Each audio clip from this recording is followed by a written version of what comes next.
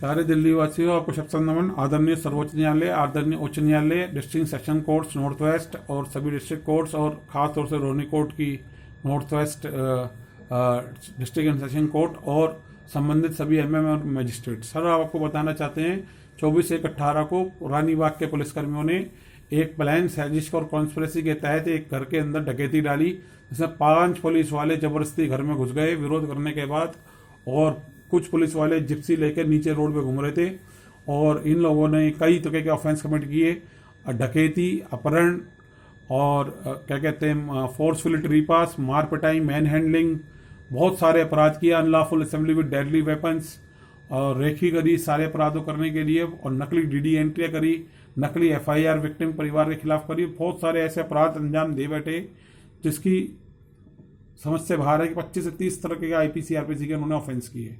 वो शपथ पत्र को भी भूल गए जो नौकरी ज्वाइन करते का इन्होंने ली थी, और नीचे से लेके ऊपर तक सभी थाने के लोग एक हो गए, और जब विक्टिम और वहाँ पे उसके एडवोकेट्स ने और अलग लोगों ने 17 पीसीआर कॉल कर दी उस संबंध के उस क्राइम को बताने के लिए, तो उनके पीसीआर के रिप्लाई के अंदर किसी भी के अंदर रिप्लाई में ये नहीं बताया गया कि विक्टिम परिवार के खिलाफ कोई फर्जी एफआईआर दर्ज करी गई है या उसके खिलाफ कोई क्या कार्रवाई करी गई, कुछ नहीं बताया। जबकि विक्टिम परिवार संबंधित एसएचओ एसीपी राजा बंटिया से मिला सेम डे रानीबाग थाने में, उसी दिन डीसीपी असलम खान जी को फ़ोन किए, उनके एसओ परमिंदर सिंह से बात हुई, उसके बाद उसी दिन सेम डे सागरप्रीत हुड्डा जी को फ़ोन करे गए जो कि ज्वाइंट सीपी थे उससे नॉर्दर्न रेंज का और इस टाइम स्पेशल सीपी है वेस्टर्न रेंज में, और उसके बाद क्या कहते हैं उनसे पर्सनली जाके मिले, क्षेत्रीय एमएलए का चुनाव लड़े कई प्रतिनिधि और सोशल रिप्रेजेंटेटिव, उन्होंने उनके सामने पक्ष रखा कि पुलिस इस तरह से अपनी पावर का मिसयूज कर रही है और इसके ऊपर वो अपनी दखल अंदाजी करें और इनको ऐसा करने से रोकें। लेकिन पुलिस चूंकि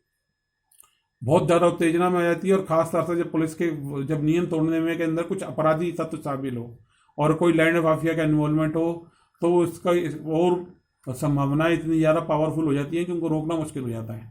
ऐसे ही हुआ उस दिन, ऐसा ही प्रवीण, ऐसा ही संदीप, कांस्टेबल प्रवीण यादव, कांस्टेबल अजय और lady constable, head constable Bhagat Singh, ASI Balraj, सरकारी जिप्सी और कई और पुलिस वाले सादी वर्दी में वहाँ घूम रहे थे अपने मुखरों के साथ, और डकैती को अंजाम दिया गया। इससे कई कारण थे जो कुछ पहले सामने आ चुके हैं और कुछ पहलू अभी भी सामने आने से बाकी हैं।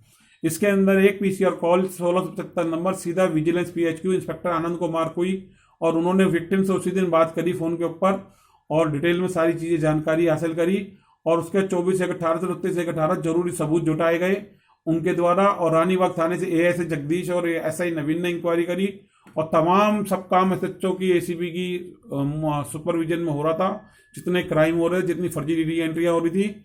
इसके बाद जो है जब कोई रिलीफ नहीं मिला, शाम तक भी लोग धक्के खाते रहे और अज्ञात प्लेस पे विक्टिम के परिवार के बच्चे को रखा गया और थाने से भी 100 नंबर की कॉल करी गई, वकील भी गए।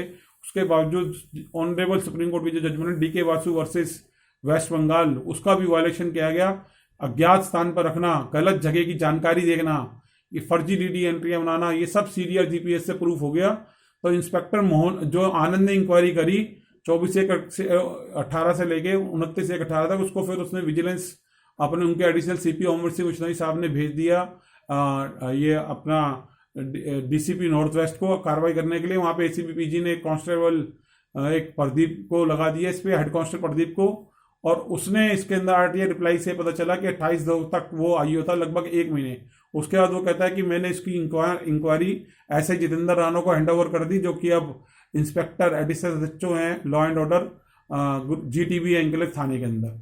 और वो उसके बाद विक्टिम ने परिवार ने कई कंप्लेंट आरटीआई फाइल करी, लिटिगेशन कोर्ट में फाइल करी, स्पेसिफिक डायरी नंबर 425 1 फरवरी 2019 को फाइल करी कोर्ट के अंदर डिस्ट्रिक्ट सेशन जज नॉर्थ वेस्ट को। उनको उनका कंडक्ट बताया कि ये कोर्ट से कंसील कर रहे हैं और इनिशियल कंसर्न 40 से 50 स्टेटमेंट में इंस्पेक्टर आनंद की इंक्वायरी रिपोर्ट छुपा ली है, कांस्टेबल प्रवीण यादव की प्रेजेंस छुपा रखी है, इन्होंने 17 पीसीआर कॉल के बारे में छुपा रखा है, इन्होंने ये छुपा रखा है कि घर में घुस के इन्होंने डकैती मारी, तोड़फोड़ करी, मार पिटाई करी विक्टिम के परिवार में महिलाओं के साथ भी, जो कि 354 में अपराध है, और बहुत सारे सेक्शनों में इन्होंने अपराध किया, अज्ञात फ्लेक्स पर रखा, सीरियस जीपीएस साबित हो चुके। तब भी आज 35 से 40 हियरिंग उस न्यायालय में हो चुकी हैं अलग अलग कोर्टों के अंदर इस विषय के ऊपर। मिसलेनियस क्रिमिनल 5/19 इसके साथ लंबित है, तब भी आज तक कोई अदालत से जरूरी निर्देश पारित नहीं हो पा रहा।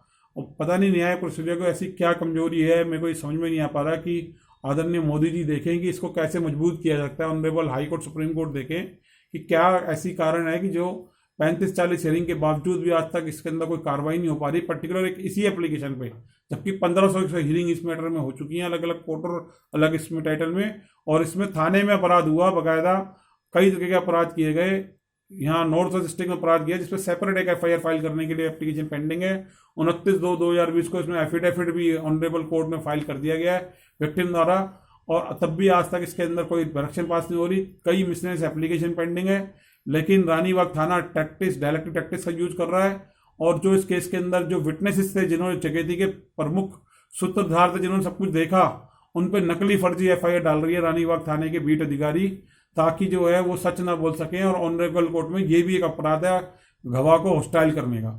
तो ये सब चीजें हो रही हैं, लेकिन न्यायालय के सामने पुलिस किस तरह से यूज कर रही है, क्या कर रही है, समझ में नहीं आ पा रहा कि न्यायालय क्यों नहीं अपना विवेक का इस्तेमाल कर पा रहा। न्यायालय को कैसे ये लोग मिसगाइड कर रहे हैं पुलिस वाले लगभग हर हियरिंग के ऊपर, कि नंबर ऑफ केसेस जो है एक ही दिन के ऊपर वहाँ कोर्ट में, अभी हाल ही में 10/2 को था कि 40 एप्लीकेशन का एक केस बना हुआ था, और इसके अलावा भी 10 एप्लीकेशन मॉर्निंग केस में लिस्टेड थी, जो कि मात्र 24 मिनट में सुनी गई।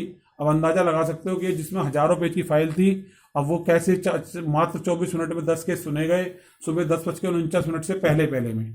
और उसके अंदर पहली बार इंस्पेक्टर जितेंद्र राणा अपीयर हुआ इस केस के अंदर 35 हियरिंग के बाद, और 3-4 महीने लगभग 40 हियरिंग के बाद। और कोर्ट की कई बार नोटिस एसीबी के थ्रू हुए, कई बार नोटिस के बाद ये बंदा अपीयर हुआ। ये बहुत ही शर्म की और गंभीरता का विषय है कि एक न्यायिक प्रक्रिया का एक पुलिस अधिकारी सम्मान नहीं करता और जान भर के कोर्ट के आदेशों से खेलता रहता है, अपने डायरेक्टर टैक्टिक्स करता है। 29/2 को उसको कोर्ट में पेश होना था, वो कहता है कि 28/2 में छुट्टी पे चला गया कि मेरी माँ की तबीयत खराब है।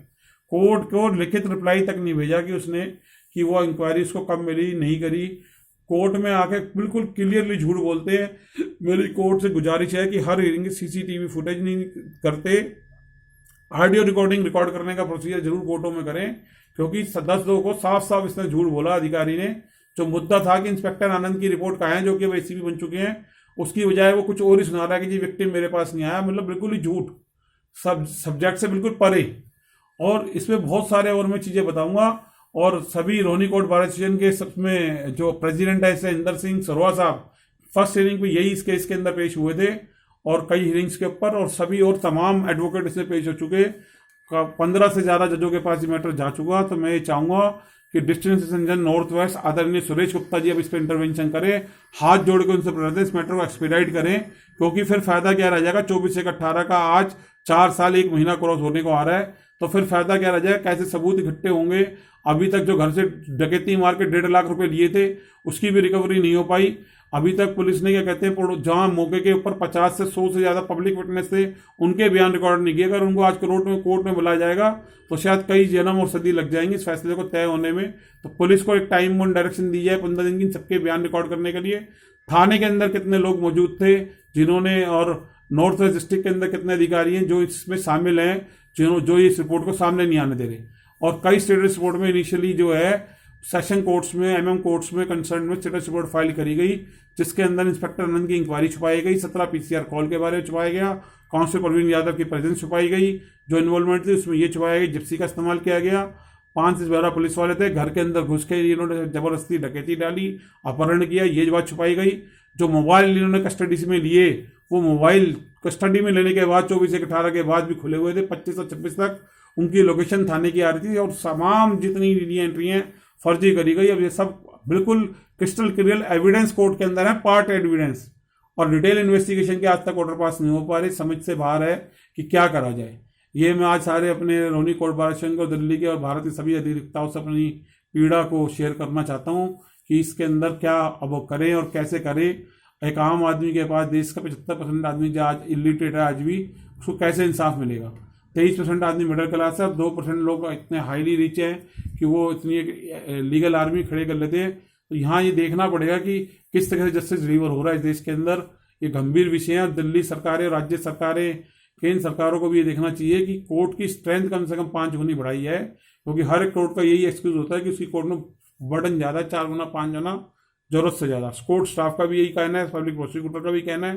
तो दिल्ली सरकार को मैं केजरीवाल जी से रिक्वेस्ट करूंगा, दिल्ली के जो होम मिनिस्टर हैं, कि वो इस तरफ देखें और कोर्ट की स्ट्रेंथ 5 गुना बढ़ाएं ताकि लोगों को इंसाफ मिल सके और न्याय संगत बातें हो सकें। इसी के साथ जय हिंद, जय भारत, जस्टिस क्रांति जिंदाबाद।